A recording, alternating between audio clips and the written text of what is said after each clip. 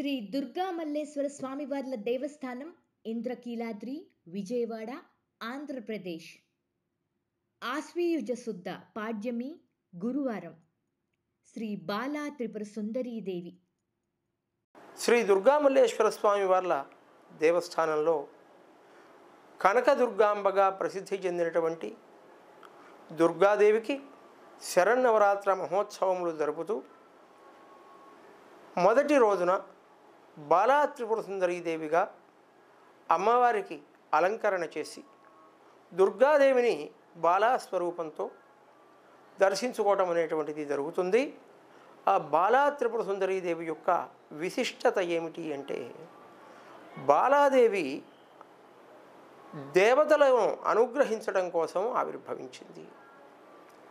అలా ఆవిర్భవించినటువంటి బాలాదేవి దేవతలను చూచినప్పుడు దేవతలందరూ కూడా చాలా బలహీనంగా ఉన్నారు.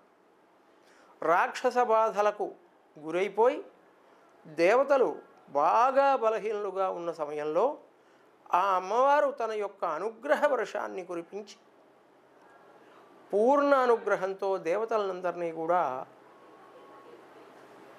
బలవంతులను చేసింది. మానసికంగా, శారీరకంగా, వాచకంగా చాలా బలాన్ని ఇచ్చి కాపాడింది అమ్మవారు.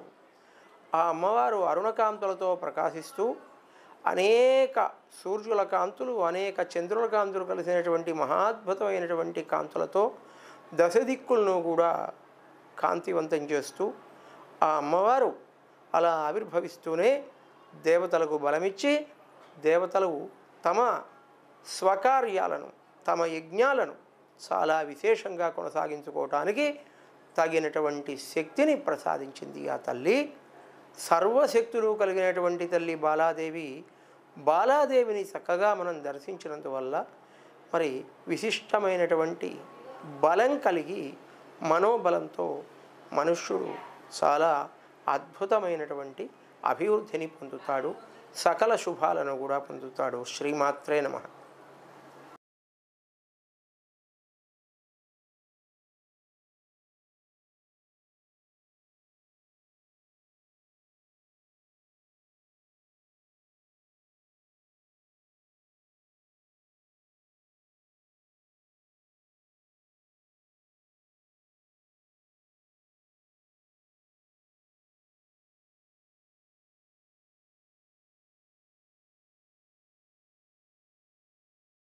శ్రీమాత్రే నమః. ఇంద్రకీలాద్రి పర్వతం మీద వేంచేసి ఉన్నటువంటి కనకదుర్గా అమ్మవారిని నవరాత్రుల్లో రెండవ రోజున, ఈ రోజున గాయత్రి స్వరూపంతో దర్శించుకుంటూ ఉన్నా. సర్వేంద్రియాణ నయనం ప్రధానం.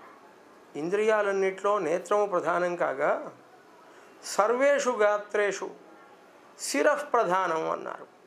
అయితే జన్మించినటువంటి ప్రతి ప్రాణికి కూడా మనస్సు చాలా ప్రధానమైనటువంటిది. ఆ మనస్సు మనుష్య జన్మలో చాలా విశేషమైనటువంటి శక్తివంతంగా ఉంటుంది. ఆ మనస్సులో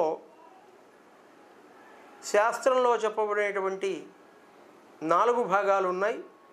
అందులో బుద్ధి అనేటువంటిది చాలా విశిష్టమైనటువంటి భాగం.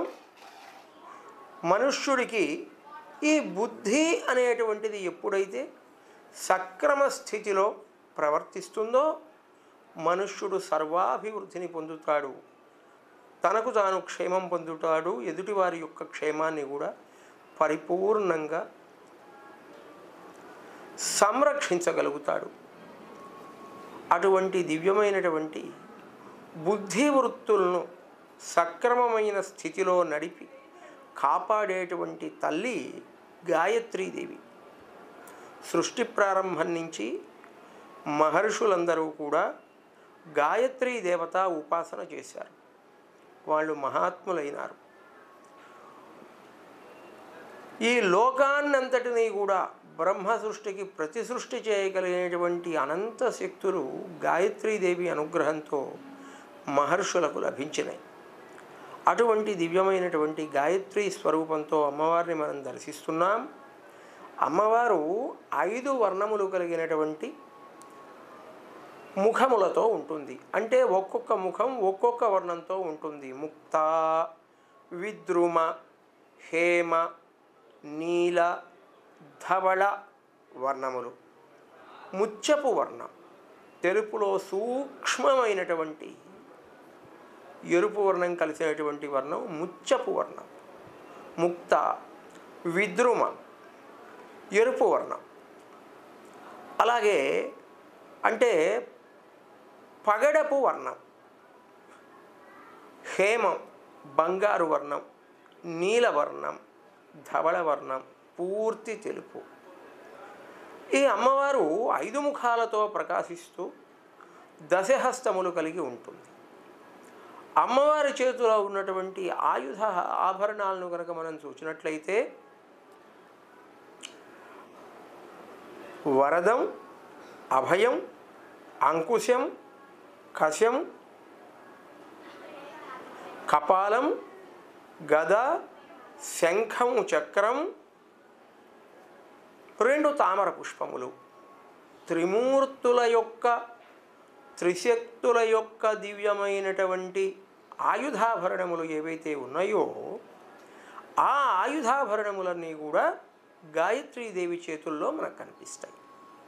అంటే ఈ సకల సృష్టిని కూడా నిర్వర్తించగలిగినటువంటి అనంతమైనటువంటి మూలభూతమైనటువంటి బ్రహ్మస్వరూపమే గాయత్రీదేవిగా మనకు శాస్త్రాలు చెబుతున్నాయి. అందుకనే మొట్టమొదటిగా గాయత్రి మంత్రోపదేశం చేసి ఉపనయనం చేసుకున్నటువంటి వటువుకు మరి గాయత్రి ఉపాసనను గురువులు అనుగ్రహిస్తారు. అటు తరువాత ఆ గాయత్రి ఉపాసన ద్వారా వేదసిద్ధి కలుగుతుంది. ఆ వేదసిద్ధి ద్వారా తత్వజ్ఞాన సిద్ధిని పొంది మహర్షులు మరి సమస్త లోకానికి కూడా దివ్యమైనటువంటి పరబ్రహ్మతత్వాన్ని ఉపదేశం చేశారు. కాబట్టి గాయత్రీదేవి యొక్క అపారమైనటువంటి అనుగ్రహం ఏమిటి అంటే మనస్సును సక్రమమైనటువంటి స్థితిలో నడిపి కాపాడేటువంటి స్థితి ఆ అమ్మవారి యొక్క అనుగ్రహం. కాబట్టి గాయత్రి స్వరూపంతో అమ్మవారిని దర్శనం చేసినందువల్ల మనస్సులో ఉన్నటువంటి రకరకాలైనటువంటి దోషములు అన్నీ కూడా నివృత్తి అయిపోయి కోపతాపాదులన్నీ కూడా క్రమంగా తొలగిపోయి అమ్మవారి అనుగ్రహంతో మనస్సు చాలా శుద్ధమై సక్రమమైనటువంటి స్థితిలో ప్రవర్తించి ఎప్పుడు ఏ సమయంలో ఏ విధంగా ప్రవర్తించాలో మనస్సుకు ఆ దివ్యమైనటువంటి బలాన్ని శక్తిని అమ్మవారు ఇచ్చి సమస్త ప్రాణికోటిని కూడా మనుష్య కోటినంతటినీ కూడా సర్వదా కాపాడుతుంది. అటువంటి ఆ అమ్మవారి అనుగ్రహం కోసం మనం ఈ రోజున గాయత్రి దర్శనం చేద్దాం. శ్రీమాత్రే నమః.